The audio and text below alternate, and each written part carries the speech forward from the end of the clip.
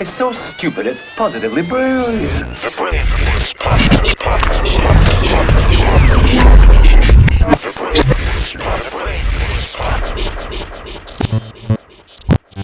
TikTok trying to cancel Eminem. I think it's funny as fuck when kids go back to eras that they shouldn't even be playing around in that box show. I don't get it. Get out of there. If you was talking to a child, you'd be like, yo, don't go in that 90s box show. Yeah. What happened? They're just playing old Eminem lyrics and doing what outrage culture does. Trying to build a case against Eminem. But I'm going to tell you why that will never work. That's Eminem's whole shtick. Yeah, it's tricky, man, because if you go back and listen to some Eminem songs or even like some skits or Wow, boy. Brilliant Idiots. Old Brilliant Idiots had nothing on old M. Eminem was one of the wildest people in history, bro. Eminem is the reason that we thought we could get away with that type of shit. Yeah, it's his fault. It's still a Blame white it boy. on You him. can't get away with that. For real, though. Because think about it. In the era we grew up in, there's a bar. Yeah. Right? Like there's a bar in the era that we grew up in. So if you're growing up in entertainment, you're a performer, you're a rapper, comedian, radio personality, what it is. If your bars are the Howard Sterns and the Stars and the Eminems and Wendy Wayne, all of these people that you hear them saying this wild shit, what are you supposed to do? Yeah. Even Biggie lyrics is wild. it is. Oh, come on. It is crazy. It's absolutely crazy. I mean, it's crazy, but the funny part is just listening to kids be upset. You're not going to build a case against Eminem. You know why? Because all the people who have the power, I guess, to cancel, whatever the fuck that means, they grew up loving Eminem too. He was the one who was putting them there. Eminem was one of the biggest stars in the world, at one point the biggest star. My name is, that song was retarded. Yes, he was everybody's guilty pleasure. Yeah. I never was a fan. I never was I respected him as a lyricist, but I never was a diehard Eminem fan, but he has a lot of diehard fans. I was a fan, bro. Really? I felt heard. Really? Yeah. Why? I felt heard. He didn't relate. I mean, he was a white dude from the Midwest. Yeah. You can relate to him? How did you relate to him as a white New York, at the time, I would say more liberal?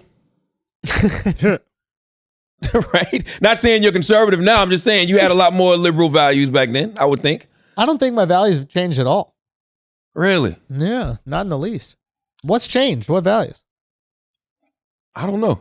I mean, that's a good point, because I know for a fact I got more conservative values just because I'm from the South. There's things that I like that I know lean a little bit more, a little bit more conservative. I was teasing about feeling hurt from Eminem. I just thought he was a wild fucking boy. But in terms of values, yeah, none of my values have changed at all. It's just what has become important parts of like national discourse has changed. And what's crazy is we should be able to have a conversation about that without it being an issue. Is this? You don't think sometimes Crips see something really nice in red and they go, that'd be cool. Like, I like those Gucci flip-flops. I'm mad Like, as hell he can't say that. you don't think a Crip sees a dope Versace shirt that might got some red in it and he's like, all right, I'm blue mostly, but sometimes I like fucking with the red. Yeah. I mean, to that point though, it's just as you get older, it's just about what you pick and choose to give energy to. That's all. Yeah. I guess my point with the whole thing about like how you identify politically is like, it's so stupid to think that you believe only the things that your party believes. Like if you're a reasonable, that's why I don't like the term centrist, right? Because I'm not I'm not in the center. I am left with these things, right with these things. Yeah, peace. You know what I'm saying? Yeah. And then my overall probably is in the center if you average it all out. But I don't hear every issue and go, yeah, both sides make sense. But I think that's what makes you a centrist though, right? Because you're not on either side. I think when they mean center, it's just like you are in the middle. Like you could go either way. The problem with the left and right thing is people on the left refuse to hear what the right is saying. Mm-hmm. People on the right refuse to hear what the left is saying. I think the center is the best place to be because you got both ears open. Yeah, but it's also pussy because it's like you don't have a stance on it. So it's like I have a strong stance on all these different issues. Sometimes my stance is left. Sometimes my stance is right. I have a strong stance. That doesn't mean that I'm not willing to listen to your stance that's right. And I'm not willing to listen to your stance that's left as well. But I still feel certain ways about things. You know what I mean? I this idea that these people like are just in the middle and they don't sway in either way, I don't think that's a lie. Come on, bro. Come on. I think that's actually the best place to be, because once again, like, you know, the 48 laws of power always says, you know, do not commit to anyone. It was like fools rush to pick sides.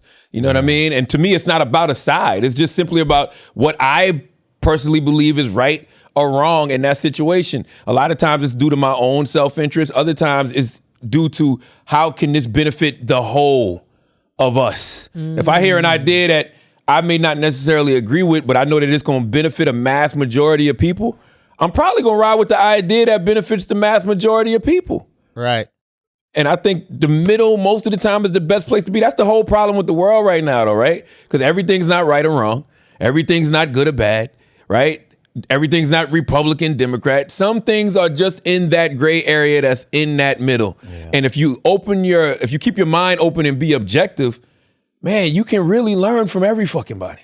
You got pros and cons and everything. So 100%.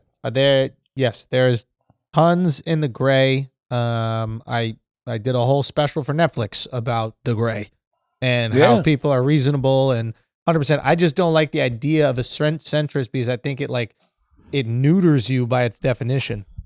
You can be like, there's that Chris Rock joke. Like, he's like, I'm conservative about this thing. I'm liberal about that thing. Remember that joke? When it comes to prostitution, liberal. When it comes to what was the other one? I forgot what it was. I forgot what the other one was. I don't remember what the other one was. But it's just like, what are you then?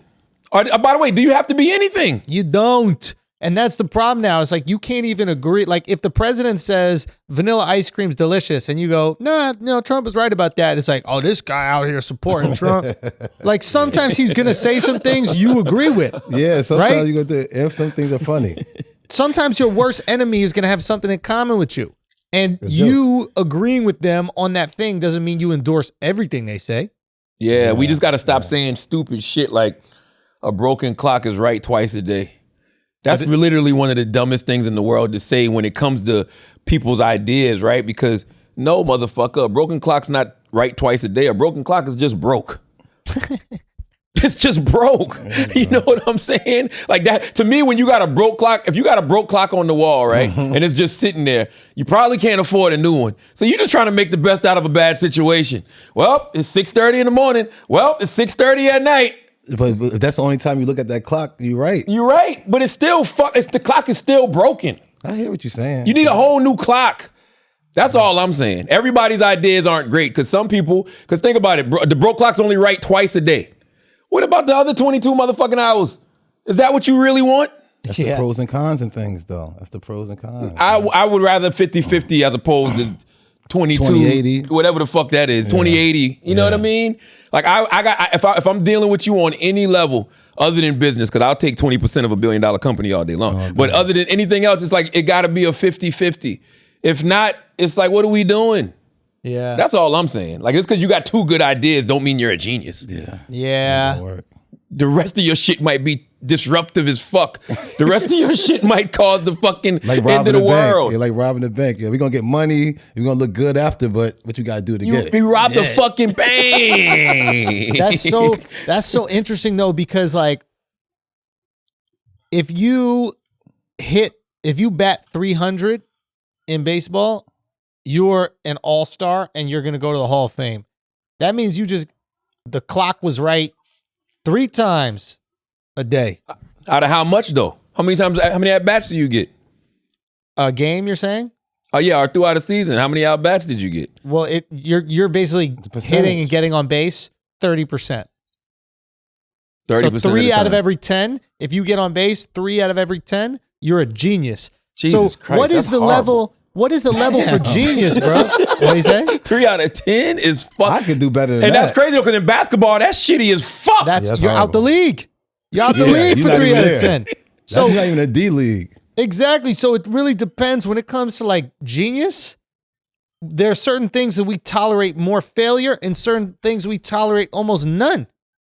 You know, in order to be a genius free throw shooter, you got to shoot 9 out of 10. 9 out of 10 got to go in. In order to be a genius investor, you probably got to get 1 out of 10. In order to be a genius TV producer, you probably need 1 out of 10. 1 out of 10.